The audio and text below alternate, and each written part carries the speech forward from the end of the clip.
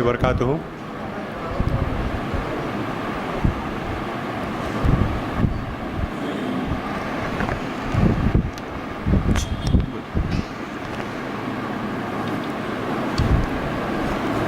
السلام علیکم ورحمۃ اللہ وبرکاتہ۔ نحمد و نصلی علی رسول الکریم والمہدی الموعود العظیم، الصلاۃ والسلام علی اشرف الانبیاء المرسلین۔ اعوذ باللہ من الشیطان الرجیم، بسم اللہ الرحمن الرحیم۔ رب اشرح لی صدری ویسر لی امری واحلل عقدۃ من لسانی ویفقہوا قولی۔ صدق اللہ العظیم۔ محترم سامعین اکرام، سب سے پہلے میں ادارہ تنظیم مہدیہ کے تمام اراکین کو، بالخصوص حضرت مقصود علی خان صاحب اور حضرت نعمت اللہ خان صوفی صاحب کے ٹیم خلیفۃ اللہ مہدی کی جانب سے تہہ دل سے شکریہ ادا کرنا چاہتا ہوں کہ تمام ممبران نے ٹیم خلیفۃ اللہ مہدی کو النکاح من سنتی کے لیے صدا اٹھانے کے لیے ایک منہج عطا فرمایا۔ نہ صرف یہ بلکہ حضرت نعمت اللہ خان صوفی صاحب اور حضرت مقصود علی خان صاحب نے پوری خوشی سے ٹیم میں شامل ہو کر اس ٹیم کو تقویت بخشی اور انشاءاللہ تعالی اور بھی بخشتے رہیں گے، آمین۔ جیسا کہ ہم سب جانتے ہیں کہ جس گناہ کے لیے آدمی اگر اکیلا گناہ کرتا ہے، ذاتی ہوتا ہے وہ، تو اس گناہ کی سزا اس کو کم ہوتی ہے، اور جس گناہ سے سماج پورا متاثر ہوتا ہے تو پھر اس گناہ کی بھی سزا اس کے لیے اتنی ہی ہوتی ہے جتنا کہ امپیکٹ سماج پر اس کی وجہ سے ہوا ہے۔ آپ دیکھتے ہیں کہ اسلام کا اولین جو تصور ہے کہ اپنی ذمہ داری کو پوری کرنا، اولین تصور ہے یہ۔ دوسرا کہ حق ادا کرنا، دوسرے الفاظ میں کسی پر ظلم کرنے سے بچنا، اور ایک ظلم یہ بھی ہے کہ ہم سب اس میں شریک ہیں کہ ظالم کی تائید کرنا، ظالم کے ظلم میں شریک ہونا، اور ظالم کی بالفاظ دیگر زبان حال یا زبان قال سے اس کی تعریف کرنا، یہ بھی ایک بہت بڑا گناہ ہے۔ ہم سب جانتے ہیں کہ یہ جو شادیوں کا آج کل سسٹم ہے یہ ختم ہونا چاہیے، کسی کو اس سے انکار نہیں ہے، اور کسی سے ملو، آج تک ہم نے جس سے ملا اور آئندہ بھی ملتے رہیں گے، تو ہمارے مصدق بھائی کوئی یہ نہیں کہتا کہ آج کل جو ہو رہا ہے وہ صحیح ہو رہا ہے۔ سب اس کی تردید کرتے ہیں کہ ایسا نہیں ہونا چاہیے، تقاریر بھی ہوتے ہیں، بیانات بھی ہوتے ہیں، لیکن اس کا اثر نہیں ہوتا۔ وہ اس لیے نہیں ہوتا کہ ایک چھوٹی سی بات، ایک چھوٹا سا لطیفہ ہے، میں آپ کو لطیفہ سمجھ لیجیے اسے، کہ ایک مسجد کے حوض میں کتا گر گیا تھا، تو لوگوں نے مرشد سے آ کے پوچھا اس کا مسئلہ کیا ہے۔ مرشد نے عرض کیا کہ 100 ڈول پانی نکال لو، پھر پانی صاف ہو جاتا، اس سے آپ پھر اس کو استعمال کر سکتے ہیں۔ لوگ گئے اور 100 ڈول پانی نکالا، بدبو پھر بھی آتی رہی۔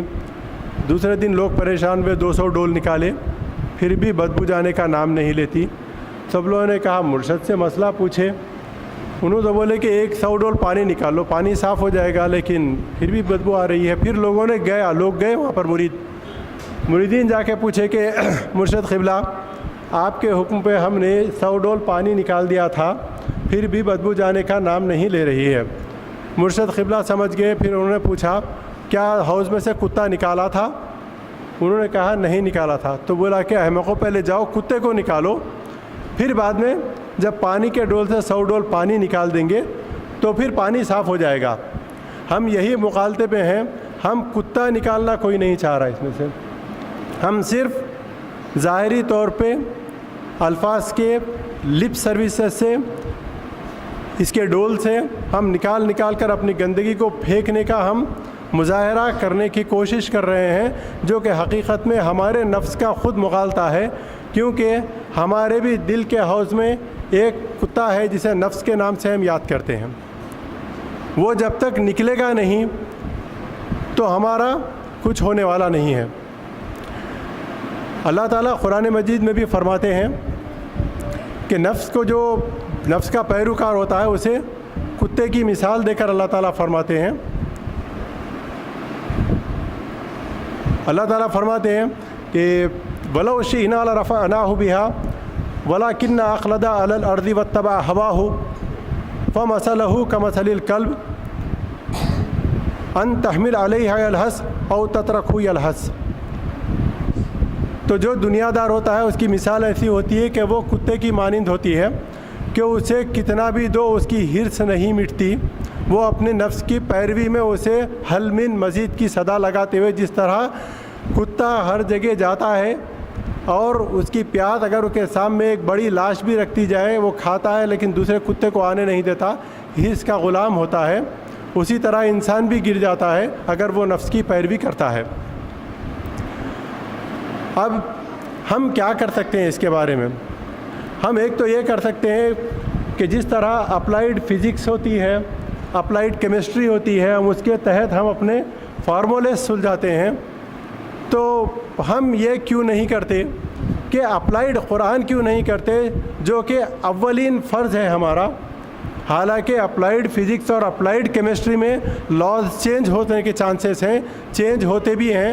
آئنسٹائن کا جو لا تھا بعد میں نیوٹن کی اس نے تردید کی، اور کئی ایسی چیزیں ہیں جو اس میں لا بدلتے بھی رہتے ہیں. لیکن قرآن جو ہے اپلائیڈ قرآن، اس کے اندر دیکھ کے جو قرآن دو ٹوک بات کرتا ہے ہم اس کو سمجھنے کے لیے تیار نہیں ہیں. قرآن خود سب فرما رہا ہے دو ٹوک الفاظ میں، جو کوئی ذرا سا بھی ترجمہ اگر سیکھ جائے یا پھر ترجمانی ہی پڑھ لے تو بخوبی سمجھ سکتا ہے کہ اللہ تعالیٰ فرماتے ہیں وَتَعَاوَنُوا عَلَى الْبِرِّ وَالتَّقْوَى وَلَا تَعَاوَنُوا عَلَى الْإِثْمِ وَالْعُدْوَانِ. نیکی اور بھلائی میں ایک دوسرے کا تعاون کرو اور گناہ اور زیادتی میں ایک دوسرے کے معاون مت بنو. یہ اللہ تعالیٰ فرماتا ہے ہم کو. حدیث خود گائیڈ کر رہی ہے مَن رَأَىٰ مِنكُم مُنكَرًا فَلْيُغَيِّرْهُ بِيَدِهِ. آپ کبھی کوئی منکر چیز کو دیکھتے ہیں تو اسے اپنے ہاتھ سے اس کو روکنا چاہیے. اگر اس کی طاقت نہیں ہے تو وہ بھی لسان ہی، اور اس کی بھی اگر طاقت نہیں ہے تو اپنے زبان سے روکو. وَإِن لَّمْ يَسْتَطِعْ بِقَلْبِهِ. اس کی بھی طاقت نہیں ہے تو اپنے دل سے اسے اس عمل کے لیے آپ نفرت پیدا کرو. اگر یہ بھی نہیں کر سکے، لیکن یہ جو آخری جو کرائٹیریا ہے نفرت پیدا کرنے کا، هذا اضعف من الایمان، یہ ایمان کا سب سے ویک ترین، سب سے کم ترین حصہ ہے. ایمان کے زمرے میں تو آتا ہے لیکن بہت ہی نچلے درجے کا ہے، جو ایک مہدوی کے شایع نشان نہیں ہے، جو عالیت پہ ہر کام کرنے کی کوشش کرتا ہے. لیکن اگر آدمی اس سے بھی اگر اتر جائے کہ دل میں برائی کو برائی بھی نہ سمجھے تو پھر وہ کس زمرے میں آتا ہے؟ ہم سب کو میں سے کسی کو بیان کرنے کی ضرورت نہیں ہے، وہ خود سمجھتا ہے کہ وہ کس زمرے میں آ سکتا ہے. یہ اس لیے کہہ رہا ہوں کہ ہم لوگ آج برائی کو برائی نہیں سمجھتے، بلکہ آج کل تو جو برائی ہوتی ہے اسے اچھائی میں تبدیل کر کے پیش کرنے کی کوشش کرتے ہیں. کون نہیں جانتا کہ شادی کی وجہ سے معاشی حالت کا بیڑا غرق ہو گیا ہے، ہو رہا ہے. کیوں نہ ہو؟ مہدی ماں رسول اللہ صلی اللہ علیہ وسلم کی سنت کا مذاق اڑایا جائے گا تو اس کی رجت بھی مارے گی. اور اگر کسی سوسائٹی میں اگر اس کی وجہ سے یہ بیماری پھیلنے کی وجہ سے اگر فتنہ پیدا ہوتا ہے تو اگر وہ اس کے مرنے تک فتنہ ختم نہیں ہوتا تو اس کے کنٹریبیوشن، اس کے حصہ دار ہر وہ شخص ہوتا ہے جو سوسائٹی میں سانس لے رہا ہے. قرآن مجید ہم کو گائیڈ کر رہی ہے کہ ایک آدمی اگر کوئی اپنا گناہ کرتا ہے تو اس کی حد تک ہوتا ہے، لیکن اگر اس کی وجہ سے نہیں سوسائٹی میں اگر کوئی خرابی پیدا ہو رہی ہو اور اس نے اپنے حد تک اپنا کنٹریبیوشن دیانتداری سے نہیں دیا تو پھر اس کا حشر بھی ایسا ہوتا ہے. بلکہ اس کا حشر تو حدیث میں آتا ہے کہ اس کو جو ہے تو پہلے ڈباؤ، اس لیے کہ اس نے اچھا کام کیا، اپنے نفس کو مغالطے میں رکھا اور اپنے اطراف جو برائی ہوتی تھی اس کے لیے کوئی نوٹس نہیں لیتا تھا. صرف بولنا کام نہیں ہے، اس کے لیے عملی کام چاہیے. ہم سب جانتے ہیں کہ یہ جو شادیوں میں ہوتا ہے یہ پیسہ کہاں سے آتا ہے، کسی سے چھپی ہوئی بات نہیں ہے۔ ہم جانتے ہیں کہ اگر کوئی ٹھیلے رہا، ایک موز فروش، ایک آٹو رکشہ چلانے والا اگر آپ کو رخصتی کا کھانا کھلا رہا ہے، آپ رخا ہاتھ میں لے کر، کیا آپ کے ذہن میں یہ تصور جاتا ہے کہ وہ اپنی سرپلس جو آمدنی ہے وہ جو پھینک دیتا ہے اپنے گھر میں لا کے کہ ایکسٹرا ہو گئی ہے میرے لیے، کیونکہ میں آٹو چلا کر اتنا کما لیا ہوں کہ میرے لیے اتنا پیسہ بچ گیا ہے کہ میں ایک رات میں 3 لاکھ کا کھانا کھلا کر اڑا دوں؟ کیا آپ کے ذہن میں یہ تصور آتا ہے؟ ہمارے ذہن میں یہ تصور آتا ہے؟ نہیں آتا۔ ہم جانتے ہیں وہ کہاں سے لایا ہوگا، کتنی محنت مشقت کر کے لایا ہوگا۔ محنت مشقت سے بھی میرے بھائی 3 لاکھ 4 لاکھ کمانا آسان بات نہیں ہے۔ اگر اس کے بچے ہوں تو پھر تو ناممکن ہے، وہ یقیناً کہیں سے سود لے کر لایا ہوگا۔ ہم جانتے ہیں یہ بات۔ ہم اپنے نفس کو، یہی تو میں بول رہا ہوں کہ ہم اپنے نفس کے پیروکار ہونے سے اللہ مجھے بچائے، ہم سب کو بچائے۔ حتی الامکان دیانت داری سے کوشش کرنا ہمارا فرض ہے۔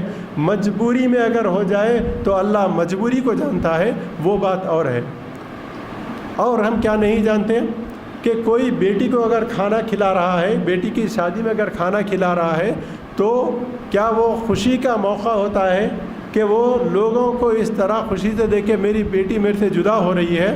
ہاں، خوشی کا موقع نہیں، بلکہ ایک جو ذمہ داری جو اس کو اللہ تعالیٰ نے اس کے کاندھوں پہ بوجھ، ایک ذمہ داری کا بوجھ تھا، اللہ تعالیٰ نے اس بوجھ کو ہلکا کر دیا ہے۔ اس کی جناب میں وہ شکر ادا کرتا ہے، لیکن اس کے دل میں غم رہتا ہے کہ ایک 20 سال 18 سال 20 سال سامنے رہ کر بچی گودوں میں کھیل کر ایک دوسرے گھر کو جا رہی ہے، وہ خوشی کا موقع نہیں ہوتا۔ اور ان لوگوں سے، ایسے شخص سے مرغ و متنجن کا مطالبہ کرنا، یا کم از کم ظاہری طور پہ زبان حال سے ان سے یہ کہنا کہ ہمیں یہ چاہیے، یہ کہاں کی شرافت ہے؟ اور یہ کہاں کی شرافت ہے کہ ہم لوگ ایسی دعوتوں میں جائیں اور ان کو خوشی سے مبارکبادی دیں؟ ہاں، ایک استثناء آپ لوگوں کے دل میں آ سکتی ہے، جو میں اب یہ وضاحت کرنا چاہوں گا، جو پچھلے بار کہنے سے غالباً رہ گئی تھی۔ کچھ لوگ واقعی خوشی سے کرتے ہیں، کچھ لوگوں کو اللہ نے دولت عطا فرمائی ہے، خوشی سے کرتے ہیں وہ، لیکن یہ کتنے فیصد لوگ ہیں؟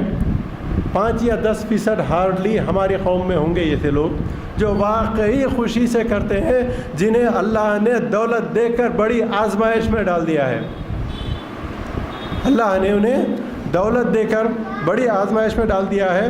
اللہ تعالیٰ سورہ طٰہٰ میں فرماتے ہیں وَلَا تَمُدُّونَ عَيْنَيْكَ بِهَا۔ معافی چاہتا ہوں، میں اس کی آیت کے الفاظ بھول رہا ہوں۔ اللہ تعالیٰ سورہ طٰہٰ میں فرماتا ہے کہ لوگوں، ان لوگوں کی طرف آنکھ بھی نہ اٹھا کے دیکھو۔ وَلَا تَمُدُّونَ عَيْنَيْكَ، آپ آنکھ اٹھا کر بھی ان کی طرف مت دیکھو، عَيْنَيْكَ بِهَا، جن کو اللہ تعالیٰ نے دنیا کے عیش و آرام عطا فرمائے ہیں، ان کی طرف آنکھ بھی نہ اٹھا کر دیکھو۔ تم میں سے بعض لوگوں کو اللہ تعالیٰ نے دنیا کے عیش و آرام سے، اللہ کا عیش و آرام دیا ہے، ان کی طرف مت دیکھو، کیونکہ آگے بڑھتے اللہ تعالیٰ فرماتا ہے لِتَفْتِينَ فِيهِ، یہ تو ان کے لیے فتنہ ہے جو ہم ان کی آزمائش کے لیے ہم نے اسے دولت عطا فرمائی ہے۔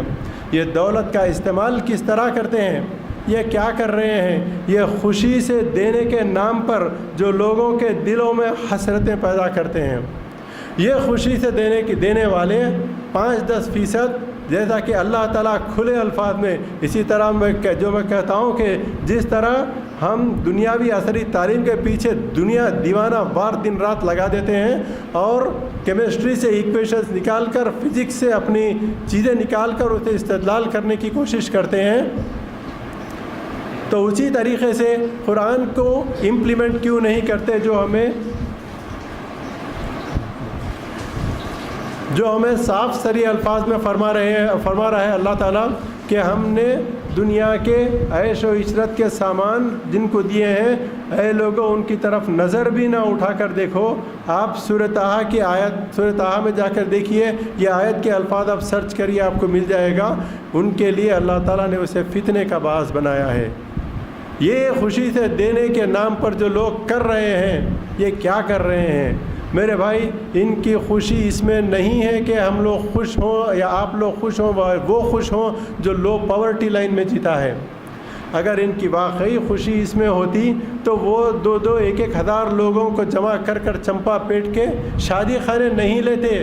ارے یار لوگوں، جو جن کو زندگی میں بیچارہ کبھی ملا نہیں اس کے گھر تک رخا پہنچتا ہے اور پھر ملنے کا موقع بھی نہیں ہوتا۔ یہ پریکٹیکل بات آپ نوٹ کر کے دیکھیے، کبھی آپ کو بھی ایسا موقع ہوا ہوگا۔ میں بھی جاتا تھا، میں جانتا ہی نہیں تھا، گھر میں رخا آیا، صرف میں دیکھ رہا تھا نیچے کہ طعام لکھا ہوا ہے، کہاں ہے؟ فلاں فنکشن ہال میں، چلو دولہے سے ملنے کی، مبارکباد دینے کی۔ اور کتنے لوگ ایسے ہوں گے جو کھا کے دولہا دلہن کے حق میں دعا کر کے جاتے ہیں۔ یہ سب کو معلوم ہے، جو دعوت دیتے ہیں ان کو بھی معلوم ہے یہ چیز۔ ان کی خوشی اس میں نہیں ہے جو وہ بتا رہے ہیں کہ لوگوں کو جمع کر کے ایک سنت کی پیروی کر رہے ہیں، نہیں، یہ سنت کی تو خلاف ورزی کر رہے ہیں۔ ان کی خوشی اس میں ہے کہ آپ کے دلوں میں، لوگوں کے دلوں میں حسرتیں پیدا کریں۔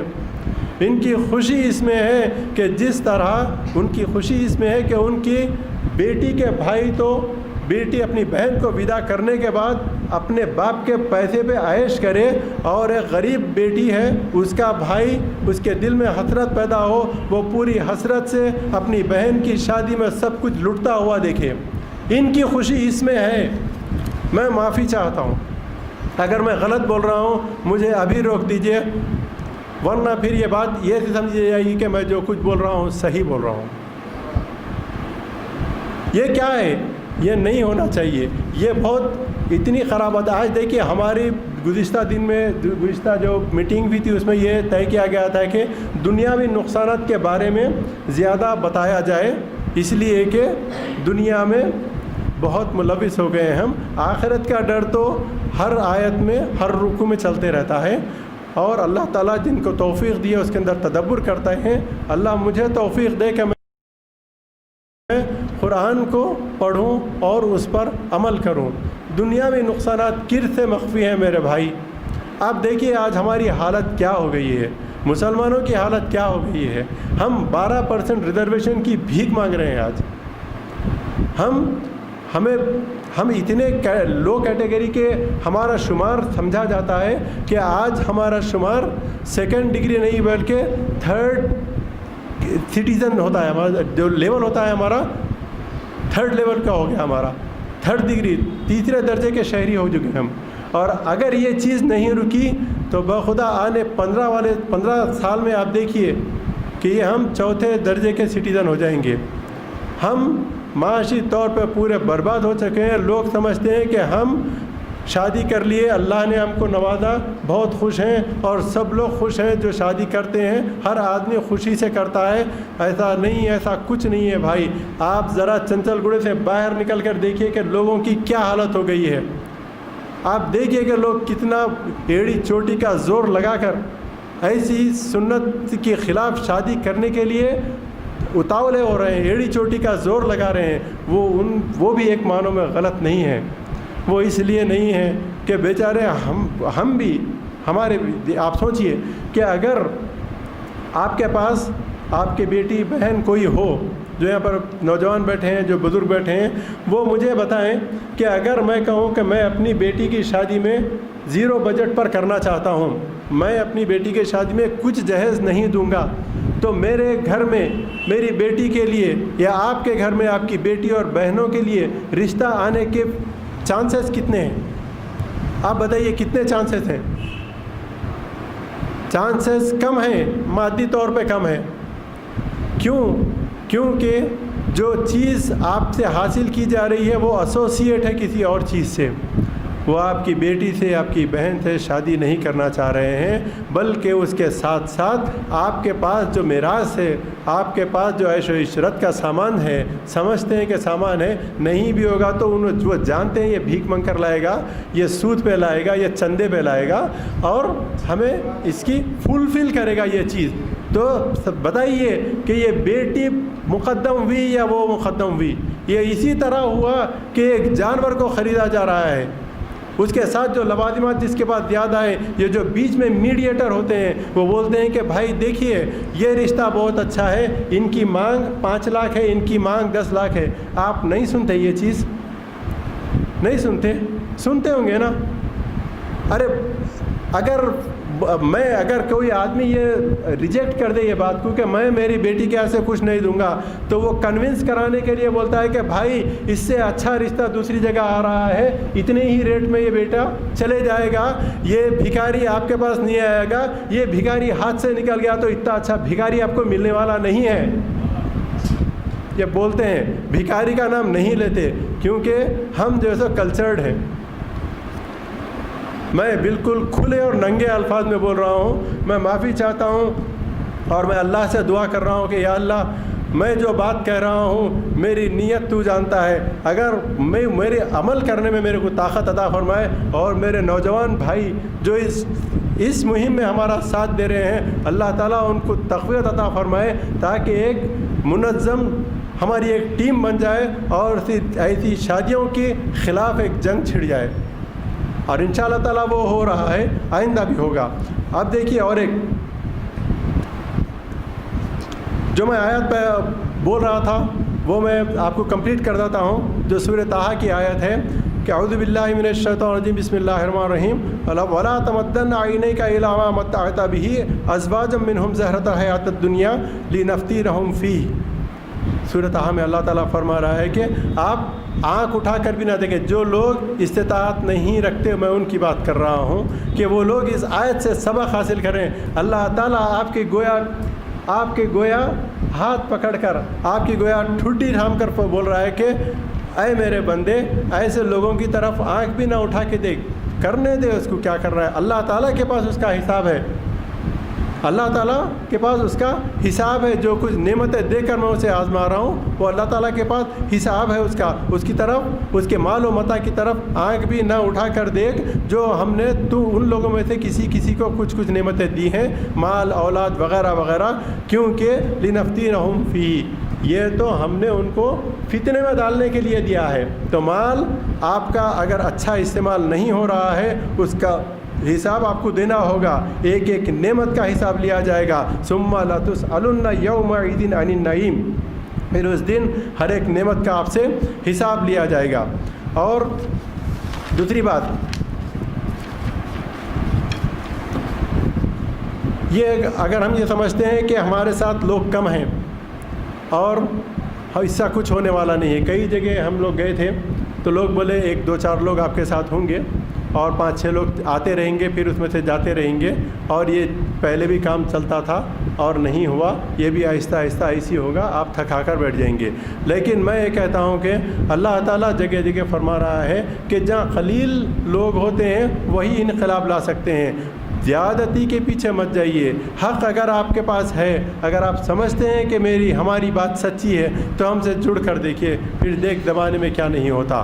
اللہ تعالیٰ فرماتا ہے کہ اگر ایک مثال کے طور پہ آپ لے لیجئے کہ مسجد میں صبح فجر کے وقت ہمارے اطراف کم از کم ایک مسجد کے اطراف 150 گھر ہوتے ہیں، وہ 150 گھروں میں کم از کم ایک 500 لوگ تو ہوتے ہوں گے، 400 لوگ تو ہوتے ہوں گے جو نماز کے لیے آ سکتے ہیں، لیکن ایک مسجد میں فجر کی اذان کے وقت کتنے صف پڑھتے ہیں؟ 1 صف، 1.5 صف، 2 صف۔ تو اس کا مطلب کیا ہوا؟ کیا نماز ناکام ہوئی؟ کیا وہ لوگ ناکام ہیں جو اللہ تعالیٰ کی اذان سن کر بھی مسجد میں نہیں آتے؟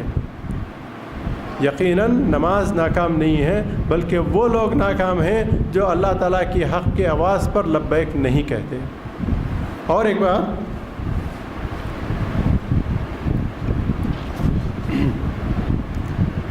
یہ جو گھر میں جو ہوتا ہے، اور ایک چیز ہوتی ہے کہ جو ضعیف لوگ ہوتے ہیں ان کی جو عزت کرتے ہیں ان کے خلاف کوئی نہیں جاتا۔ اکثر ہمارے گھر میں سسٹم ہے، اور الحمدللہ بہت اچھا سسٹم ہے، کہ جو بھی کام ہوتا ہے ان کے فیصلے سے ہوتا ہے آج بھی، اور ہونا بھی چاہیے۔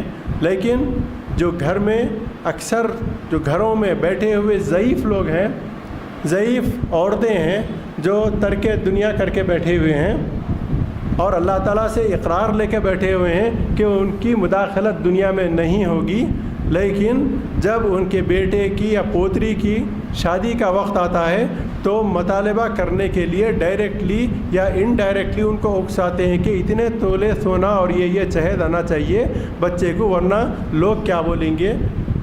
طرح طرح کے ان کو واسطے دیتے ہیں، طرح طرح سے ان کو بولتے ہیں کہ کریے، اور اتنے تولے سونے۔ بھائی سونے کی ہوس ایسی ہو گئی ہے کہ بغیر سونے کے شادی کرنا ایک تصور سے باہر ہو گیا ہے۔ آپ کے پاس سونا رکھا ہوا ہو، آپ کے پاس اللہ نے دیا ہو، رکھا ہو، اللہ بیٹی کو گفٹ دے رہے ہیں، کوئی بات نہیں، لیکن اگر بھائی آپ کے پاس نہیں ہے، پھر بھی یہ ضعیف عورتیں جانتی ہیں کہ یہ میرا بچہ جو کما رہا ہے، دن بھر محنت کی کمائی کر رہا ہے، ہینڈ ٹو ماؤتھ کھاتے ہوئے اسے 20 سال سے دیکھ رہی ہے، لیکن جب اس کے بچے کی شادی آتی ہے تو کہتے ہیں کہ جوڑنا ہوگا، بچے کے ہاتھ سے جوڑنا ہوگا، کہیں سے بھی لا، میں نہیں جانتی، بھیک مانگ، تو سود لے، تو چندہ لے، تو دلیل ہو جا، لیکن ہماری عزت اس میں ہے کہ ہم جو ہے سو بچی کو 10 تولے سونا چڑھائیں، چاہے لڑکے والے منگے یا نہیں منگے۔ اگر لڑکے والے، اگر ان کا لڑکا ہوتا ہے پوترا، تو بولتے ہیں کہ اتنے تولے شادی ہم ہماری پوتری کو دیے تھے، لہذا ہم کو بھی حق بنتا ہے کہ ان سے لیں۔ یہ سونا اسلام نکاح میں کبھی ایسوسیٹ ہوا ہی نہیں، اس کے لیے اتنا دیوانہ وار یہ ترک دنیا کر کے بیٹھنے والے، اسپیشلی جو ضعیف عورتیں ہیں، وہ کیوں اٹھتی ہیں بیچ میں؟ ارے ان کو یہ بھی معلوم ہے کہ ان کی مختصر زندگی ہے، اللہ سے وہ عہد لے چکی ہیں مرشد کے ہاتھ پہ کہ آئندہ کوئی دنیاوی چیز میں دخل نہیں دیں گی۔ یہ کیا ہے؟ پاؤں میں اس کی رسم سے لے کے جمعگی کی رسم تک ہر ایک میں اس کا دخل ہوتا ہے۔ ہر ایک کو بولتے ارے آپ کوئی اگر آدھا تولہ سونا اگر خبر میں لے کے جاتا ہے تو پھر ہم کہتے ہیں 25 تولے دے دو، کوئی بات نہیں۔ اچھا چلو ایک کچھ دنیاوی اعتبار سے کچھ فائدہ ہوتا چلو، لیکن الٹا نہ تو نیوٹرل بھی نہیں ہو رہا یہاں پہ الٹا قرآن مجید ہم کو گائیڈ کر رہی ہے۔ کیا گائیڈ کر رہی ہے قرآن مجید؟ کہ اگر کوئی اس طریقے کا مال سونا اور چاندی کا نام لے کر، اللہ تعالیٰ فرماتے ہیں کہ جو کچھ یہ جمع کرتے ہیں اور اللہ کی راہ میں خرچ نہیں کرتے، ان کے بارے میں اللہ تعالیٰ کیا فرما رہے ہیں؟ اللہ تعالیٰ فرماتے ہیں جو لوگ والذین یکنزون الذهب والفضة ولا ينفقونها فی سبیل اللہ فبشرهم بعذاب علیم۔ یہ قرآن کی 2 ٹوک آیت ہے۔ یہ قرآن مجید ہے جس کا لفظ بہ لفظ کبھی چینج ہونے والا نہیں ہے۔ یہ لیونگ تھنگ ہے، یہ لیونگ بک ہے۔ اس کے اندر 2 ٹوک بات کہی جا رہی ہے۔ یہ اپلائیڈ فزکس اور کیمسٹری کی بات نہیں ہے کہ آج کی تھیری کل چینج ہو جائیں گی، لیکن برا ہو دنیا پرستی کا کہ ہم ہر جو چیز یاد کریں گے، لیکن قرآن مجید پڑھ کے کبھی کھول کے یہ نہیں سوچیں گے کہ اللہ تعالیٰ کتنی بڑی بڑی وعید ہمارے لیے فرما رہا ہے۔ اس میں سے کیا بول رہے ہیں اللہ تعالیٰ؟ اور جو لوگ سونا اور چاندی جمع کرتے ہیں اور اللہ کے راہ میں اسے خرچ نہیں کرتے، تو انہیں خوشخبری دے دو عذاب علیم کی، دردناک عذاب کی۔ اور آگے کیا فرماتے ہیں؟ وہ سونا چاندی کو لے کر اللہ کیا کریں گے؟ کیا فرماتے ہیں اللہ تعالیٰ فرماتے ہیں یوم یحمى علیہم تقوی بها جباہہم وظہورہم وجنوبہم وعلی ظہورہم ھذا ما کنزتم لانفسکم فذوقوا ما کنتم تکنزون۔ اللہ اکبر۔ آپ پڑھیے یہ آیت، آپ پڑھے ہوں گے، آپ یاد کر لیے ہوں گے، لیکن انشاءاللہ تعالیٰ ہم سب عہد کریں گے کہ اس پہ اپلائی بھی کریں گے۔ اللہ تعالیٰ فرما رہا ہے کہ اے بندو، یہ جو سونا چاندی تم جمع کر رہے ہو، اسے جہنم کی آگ میں تپاؤں گا۔ اللہ تعالیٰ فرما تقوا بہا، پھر اس کے بعد اس کو داغوں گا۔ کہاں پہ؟ آپ کی پیشانی پہ، آپ کے پہلوؤں پہ اور آپ کی پیٹھ پر داغوں گا، یہ جو جمع کر رہے ہیں۔ تو یہ ہمارے پاس لوگ کیا کر رہے ہیں؟ کیوں مداخلت کرتے ہیں؟ کیوں کرتے ہیں یہ چیز؟ کیا اس لیے کرتے ہیں کہ یہ دنیا کو دکھانا ضروری ہے؟ آج کل تو حالت یہ ہو گئی کہ اگر آپ اور ہم کسی کو بولیں کہ بھائی یہ دعوت میں، یہ شادی میں اس لیے نہیں جانا چاہیے کہ ہم جانتے ہیں کہ یہ شادی میں خرافات ہونے والے ہیں، ہماری حالت، ہماری مجبوری، ہماری ڈر کہیے یا ہمارے نفس کی شوق کہیے کہ ہم اس حد تک مجبور ہیں کہ اگر رسول اللہ صلی اللہ علیہ وسلم کے دور کے انہیں شادیاں اگر یاد دلائیں، وہ تو سننے کے لیے تیار نہیں ہوں گے، لیکن بالفرض ارواح خاتمین علیہ السلام بھی اگر سامنے آ جائیں تو بولیں گے لکا نفسی فدا، لکا جانی فدا، لکا مالی فدا، خاتمین مجھے معاف فرما دیجئے، مجھے شادی میں جانے دیجئے، میں اس کے بغیر زندہ نہیں رہ سکتا۔ ہماری حالت ایسی ہو گئی ہے. اگر یہ نہیں ہوتی تو ہے کہ مجبور اگر ہیں، اللہ تعالیٰ ایسی مجبوری کسی کو نہ دے کہ ہم کو جانا ضروری ہو جائے. مجبوری کی حالت میں نہ جو حرام چیز ہے وہ بھی وقتیہ طور پہ حلال ہو جاتی ہے. اگر کسی کو 3 دن کا فاقہ ہو تو رعایت یہ کہتی ہے، قرآن یہ کہتا ہے کہ اسے کچھ حرام لقمہ خنزیر کا گوشت بھی اپنی بھوک مٹانے، اپنی جان بچانے کے لیے کھا سکتا ہے. ٹھیک ہے، مسئلہ صحیح ہے، یہ بھی عالیت کا مسئلہ نہیں ہے. لیکن اگر کوئی سور کا گوشت کھانے کے لیے 3 دن بھوکا رہے تو اسے کیا کہیں گے؟ یہ نہیں ہونا چاہیے. ہم شریعت کے تابع ہونا چاہیے، نہ کہ شریعت کو اپنے تابع کرنے کی کوشش کرنا چاہیے. اور ایک اور اچھی بات میں آپ کو کر کے پھر اپنی جگہ لوں گا کہ یہ جو استطاعت کی بات ہم لوگوں سے سنتے ہیں کہ ہم جہاں جہاں وزٹ کریں اور جن جن لوگوں سے بھی ملے ان سے یہ بات بھی سننے آئی کہ ہماری استطاعت تھی، ہم نے کی، آگے اگر ہماری استطاعت ہوں گی تو ہم ضرور کریں گے. یہ بھی بات ہم کو سننے میں ملی. اس کا کیا مطلب ہوا؟ اس کا مطلب کیا قرآن کے صریح خلاف نہیں جاتا؟ کیا ہم قرآن مجید میں غور نہیں کرتے؟ ہم ذکر اللہ کے اولین ترجیح دینے والے قوم ہم لوگ. ہم قرآن مجید میں اللہ تعالیٰ ذکر کی کیفیت بتانے کے بعد فرما رہا ہے فَاذْكُرُوا اللَّهَ قِيَامًا وَقُعُودًا وَعَلَىٰ جُنُوبِهِمْ وَيَتَفَكَّرُونَ فِي خَلْقِ السَّمَاوَاتِ وَالْأَرْضِ. وہ لوگ کھڑے بیٹھے لیٹے ہوئے اللہ کا ذکر کرتے ہیں اور اللہ کے خلقت پر غور کرتے ہیں. غور کریے اللہ کی خلقت پر. چاروں طرف اللہ تعالیٰ کا قانون کیا چل رہا ہے؟ کیا یہی ہے اللہ تعالیٰ کا قانون کہ تمہارے پاس مال ہو تو تم اڑاؤ، تمہارے پاس زینت ہو تو تم اسے بتاؤ، حالانکہ کسی کے دل پہ کیا گزرتی ہے وہ چھوڑ دو، کسی کا نفس کیا کہتا ہے اسے چھوڑ دو. بھاڑ میں جائے سماج، بھاڑ میں جائے معیشت، بھاڑ میں جائے معاشرت، میں خوش عالم دنگ. کیا یہ قرآن مجید کی تعلیم ہے؟ نعوذ باللہ نہیں. آپ دیکھیے، ایک چھوٹا سا میں آپ کو ایگزامپل دوں گا میں کہ ہر چیز میں اللہ تعالیٰ کا لا آف ڈیفیوژن، نفوذ پذیری جسے کہتے ہیں، جو سائنس پڑھنے والے اگر یا نوجوان ہیں تو وہ جانتے ہیں کیا ہوتا ہے. یہ ہر چیز ایک طرح سے انحطاط پر پہنچتی ہے اور ہر چیز کو جتنا چاہیے وہ ملتا ہے، الا یہ کہ انسان، اس لیے کہ انسان کو اللہ تعالیٰ نے اشرف المخلوقات بنایا ہے تو اسی لحاظ سے اس کو عقل، ارادہ اور اختیار بھی دیا ہے کہ تم فمن شاء یؤمن ومن شاء یکفر، چاہے تو ایمان لا یا چاہے تو کفر کر. 2 راستے اللہ تعالیٰ بتا دیے ہیں. لیکن جو مخلوق مجبور ہے ان کو آپ دیکھیے کہ وہ کس طریقے سے اپنا نظام چلتی ہے، لا آف ڈیفیوژن. آپ دیکھیے اپنے اندر، دیکھیے ہمارے اندر جو ہیموگلوبن ہوتا ہے، کاربن ڈائی آکسائڈ لیتا ہے، آکسیجن چھوڑتا ہے، آکسیجن لیتا ہے، کاربن ڈائی آکسائڈ چھوڑتا ہے. یہ کب ہوتا ہے؟ دل جب پورا خون جب ہمارے جسم سے لیتا ہے اور پھر پھیپھڑوں میں پھینکتا ہے تب ہوتا ہے. اگر دل یہ کہے کہ چاروں طرف سے میرے پاس مال آ رہا ہے، میں اس کو سمیٹ کے رکھ لوں گا، میں کسی کو دینے کا حق نہیں رکھتا کیونکہ اللہ نے مجھے عطا کیا ہے، میری استطاعت ہے یہ کہ کہ مال میرے پاس، اللہ کی نعمت کا خزانہ میرے پاس بہہ کے آ رہا ہے، اور دل کہتا ہے کہ میں نہیں دوں گا، تو کیا ہوں گا؟ اگلی بار یہاں پر شفیع مہدی نظر نہیں آئیں گے آپ کو. ویری نیکسٹ سیکنڈ اگر دل کچھ سیکنڈ بھی کام کرنا بند کر دے تو اسے کارڈیاک اریسٹ کہتے ہیں. آپ اپنے ایک معمولی سے وہ سامنے پودا جو ہے اس سے ہم مثال لے سکتے ہیں. اللہ تعالیٰ اپنے کو آیتیں دکھا رہا ہے، سمجھا رہا ہے کہ تم جو سمجھ رہے ہو وہ غلط ہے، جو تم دیکھ رہے ہو وہ يَتَفَكَّرُونَ فِي خَلْقِ السَّمَاوَاتِ وَالْأَرْضِ. ہم تمہارے لیے یہ کر رہے ہیں، تمہارے لیے ہم یہ ایگزامپل سیٹ کیے ہیں. یہ پودا جو ہے اس کی یہ جو فوٹو سنتھسس کا عمل جو ہوتا ہے وہ کیا ہوتا ہے؟ ایک پودا ہوتا ہے، وہ پودا زمین میں کرتا ہے، جب پانی لیتا ہے وہ جڑوں سے، پھر کاربن ڈائی آکسائڈ لیتا ہے ہوا سے، اور پھر لائٹ انرجی لیتا ہے وہ سورج سے، اور اس کے بعد ایک عمل ہوتا ہے فوٹو سنتھسس کا عمل جو صرف پتیاں کر سکتی ہیں. اس لیے کر سکتی ہیں کہ وہ پتیوں میں ہرا رنگ ہوتا ہے، وہی گلوکوز پیدا کر سکتی ہیں ان اجزاء کو لے کر، کوئی نہیں کر سکتا. تو یہ لوگ کیا کرتے ہیں؟ اللہ کا نظام دیکھیں کتنا خوبصورت ہے، ماشاء اللہ، سبحان اللہ. یہ تو ایک ادنا سی مثال ہے، آپ کہیں بھی دیکھیے یہ لا آف ڈیفیوژن ہر خلق میں آپ کو ملیں گا. آپ کو تو ہوتا کیا ہے کہ جب جڑوں سے پانی جو لیتا ہے جڑ، اور پھر سپلائی کرتا ہے کس کو؟ ٹہنی کو، اور پھر سورج سے لائٹ انرجی اس کو ملتی ہے.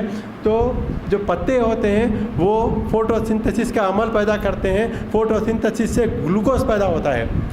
تو یہ سب کس کا کام ہوا؟ یہ سب پتیوں کا کام ہوا، کیونکہ اسی میں یہ مادیت تھی کہ وہ فوٹو سنتھسس، وہ گلوکوز پیدا کر سکے. اب گلوکوز، وہ پتیاں کیا کرتی ہیں؟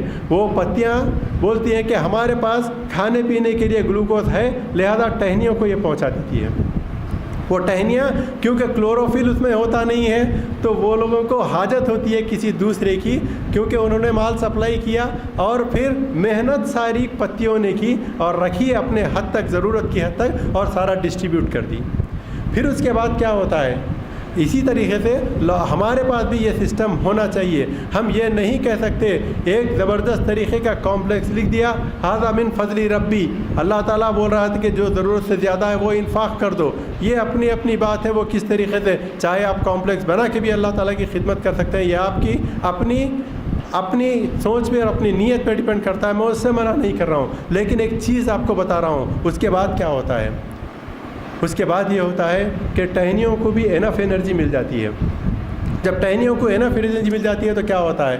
پھر پتیاں اور گلوکوز بناتی ہیں، اور گلوکوز بناتی ہیں. اب تو ٹہنیوں کو بھی برابر سیرابی ہو گئی، پتیوں کو بھی برابر سیرابی ہو گئی. اب یہ پتیاں کہتے ہیں کہ پھر بھی ہم رکھنے کے لیے تیار نہیں ہیں، ہم یہ چیز بیت المال میں ڈال دیتے ہیں. یہ بیت المال کیا ہے؟ جو فروٹ ہم کھاتے ہیں، یہ فروٹ ہم جو کھاتے ہیں ہمارے لیے جس کو چاہیے، ضرورت مند ہو لے لو. وَيَسْأَلُونَكَ عَنِ الْإِنفَاقِ قُلِ الْعَفْوُ، یہ لوگ آپ سے پوچھتے ہیں رسول کہ ہم اللہ تعالیٰ کی راہ میں کتنا خرچ کریں؟ آپ کہہ دیجئے جو بھی ضرورت سے زیادہ ہو اللہ کے نام پہ انفاق کر دیجیے. یہ ہوتا ہے. اس کے بعد جب یہ بیت المال تھے، جو چاہیے وہ لے لو. اس لیے اور ایک چیز آپ دیکھ سکتے ہیں، جو یہ پتیاں جو ہے ایک دوسرے کوئی موٹی کوئی پتلی نہیں دکھیں گی آپ کو، سب سلیم ہوتی ہیں. اس لیے سلیم ہوتی ہیں کہ وہ اپنے پاس کچھ رکھتی نہیں ہے، ضرورت کے لحاظ سے رکھتی ہیں، باقی سب للہ فی اللہ انفاق کر دیتی ہیں. ہماری تعلیمات میں بھی یہ ہے، جو چیز اپنے سے ضرورت سے زیادہ ہو اسے انفاق کر دو. مہدی موعود السلام کی وہ روایت یاد فرمائیے، جب آپ کے پاس ایک سویت آتی ہے، آپ کیا کرتے ہیں؟ آپ سویت لیتے ہیں، سب کو تقسیم کرتے ہیں، اپنا حصہ اپنے زانو مبارک پر رکھتے ہیں. پھر کچھ عرصہ، کچھ دیر گزرتی ہے، کچھ اور سویت آتی ہے، اس کو بھی انفاق کرتے ہیں. لیکن جب اپنا حصہ لینے کی باری آتی ہے تو اپنے زانو مبارک پر جو پہلا حصہ تھا اسے انفاق کرتے ہیں اور پھر دوسرا رکھتے ہیں. لوگ پوچھتے ہیں کہ یا امامنا آپ کیا حصہ تھا، آپ نے اسے رکھا کیوں نہیں؟ یہ دونوں حصے آپ کے حق میں تھے. تو فرمایا کہ جب میرے پاس ایک تھا تو میں دوسرا لینے کا حق نہیں رکھتا، اس لیے کہ مومن ذخیرہ نہ کند، مومن ذخیرہ نہیں کرتا. بہت عالیت کی بات ہے، یہاں پر پہنچنا ہمارے لیے تقریباً ناممکن ہے. لیکن میرے بھائیوں، میں کم از کم آپ سے یہ التجا کرتا ہوں کہ اتنی تو کوشش کرنی چاہیے کہ ہماری وجہ سے معاشرے میں بگاڑ نہ آئے. ہماری وجہ سے معاشرے میں بگاڑ نہیں آنے کے ہمارے پاس کیا ہمارے پاس ایکشن پلانس ہونے چاہیے. پہلی چیز تو اویئرنیس کا کام ہونا چاہیے ہمارے پاس. ہر آدمی اپنے گھر میں جا کر یہ عہد کرے کہ آج کے بعد میں کبھی جو ہے سو کسی سے کچھ نہیں لوں گا. آج کے بعد میں شادی کروں گا اپنی بیٹے کی، بیٹی کی، جو بھی ہو. بیٹیوں کی شادی کے لیے بہت دشواری درپیش آ سکتی ہے، کیونکہ وہ حالات کے تحت مجبور ہوتے ہیں بظاہر تو، لیکن حالات کے تحت مجبور ہونا یہ بھی جو ہے سو قرآن کے خلاف ہے. اللہ تعالیٰ پر اگر توکل کرتے ہیں تو اللہ تعالیٰ، اگر آپ کے پاس 0 بجٹ ہو تو بھی آپ کی شادی ہو سکتی ہے. اگر آپ 2 کروڑ بھی دیں گے تو آپ کی شادی جہاں ہونا ہے وہاں ہوتی ہے. یہ اگر آپ کے پاس اگر توکل رہا تو انشاءاللہ تعالیٰ آپ کے گھر میں بھی بہتر سے بہترین رشتہ آئیں گا انشاءاللہ تعالیٰ. اور دوسری بات، یہ جو چیز کر رہے ہیں اور جو قرآن مجید کی صاف صریح آیتیں ہیں، کیا ہم یہ آج سے یہ توقع ہم کریں گے، امید کریں گے، کیا ہم ایسی چیزوں سے بیزارگی کا اظہار کریں گے یا نہیں جہاں پر رسول اللہ صلی اللہ علیہ وسلم کی، مہدی موعود السلام کی، خاتمین علیہ السلام کی سنت کا مذاق اڑایا جا رہا ہو؟ کیا ہم اس محفل کا حصہ بننا ہمارے لیے جائز ہے یا نہیں جائز ہے؟ یہ میں آپ سے سننا چاہتا ہوں. جائز ہے؟ نہیں جائز ہے؟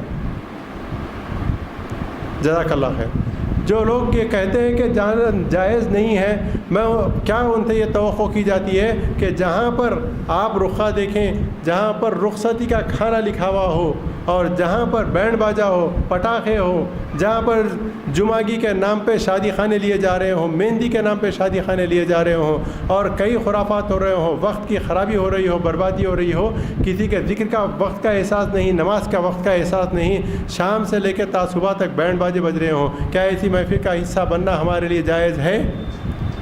نہیں ہے۔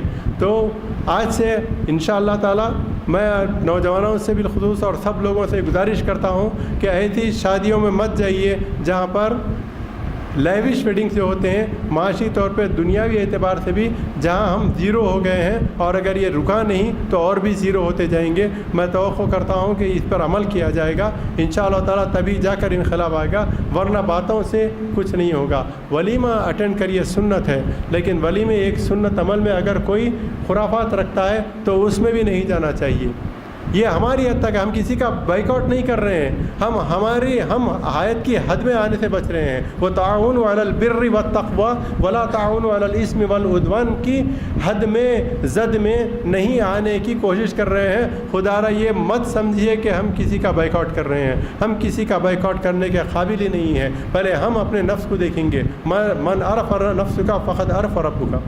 تو ہمارے نفس کو ہمارے دیکھنا چاہیے، لیکن اس کے لائے عمل کے لیے ہمیں وہ سب کچھ کرنا چاہیے جو اس کی کامیابی کا باعث ہو۔ اور انشاءاللہ تعالیٰ اگلی بار اگر کوئی موقع ہو تو مثالی شادیوں کے عنوان پر انشاءاللہ تعالیٰ اور باتیں ہوں گی۔ اور اجازت دیجیے، السلام علیکم ورحمۃ اللہ وبرکاتہ۔